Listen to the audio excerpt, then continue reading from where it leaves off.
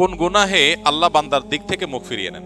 এই বিষয়ে প্রসিদ্ধ একটা হাদিস আছে। নবী সাল্লাল্লাহু আলাইহি ওয়াসাল্লাম বলেছেন, তিন ব্যক্তি এমন আছেন যাদের সাথে কিয়ামতের দিন আল্লাহ কথা বলবেন না, তাদেরকে আল্লাহ তাআলা পবিত্র করবেন না। এই মানুষগুলো যাদের থেকে আল্লাহ তাআলা মুখ ফিরিয়ে নেবেন, তাদের সাথে আল্লাহ কথা বলবেন না, তাদেরকে আল্লাহ পবিত্র করবেন না। সেই মানুষগুলোর মধ্যে একজন হলেন ওই পুরুষ, যে পুরুষ টাকনুর নিচে পোশাক পরে। পোশাক পরে বলতে যে পোশাক উপরের দিক থেকে যায় সেটা টাকনুর নিচে পরে। প্যান্ট, পাজামা, চাদর, লুঙ্গি, জুব্বা, জামা, এগুলো।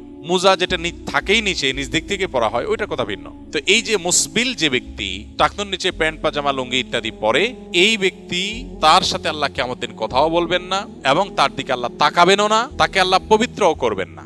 এই তিনটা ভয়াবহতা এই ব্যক্তির জন্য আছে, যে ব্যক্তি টাকনুর নিচে প্যান্ট, পাজামা, লুঙ্গি পরে। আমাদের দেশে অনেকে আছেন মসজিদে নামাজ পড়তে আসলে তখন প্যান্ট ভাঁজ করে। অনেক মসজিদে মুয়াজ্জিনরা মাইকে বলেনও, টাকনুর নিচে যাদের প্যান্ট আছে প্যান্টগুলো উঠায় নেন। নামাজের জন্য এই কথা কেন বলবেন? এই সম্পর্কে একটা জয়ীফ হাদিস আছে যে মুসবিল ইজারে নামাজ কবুল হয় না। হাদিসটা সহিহ সূত্রে বর্ণিত না। বিশুদ্ধ হাদিসগুলো সবগুলো হলো কমন এবং জেনারেল, সব সময়ের জন্য এটা প্রযোজ্য যে পুরুষ মানুষ টাকনুর নিচে পোশাক পরবে না। এখন বৈজ্ঞানিক গবেষণা বলছে যে এটা পুরুষের জন্য ক্ষতিকর। গবেষণা কি প্রমাণ হয়েছে এটা বড় কথা না, বড় কথা হলো নবী সাল্লাল্লাহু আলাইহি ওয়াসাল্লাম নিষেধ করেছেন, বাস শেষ।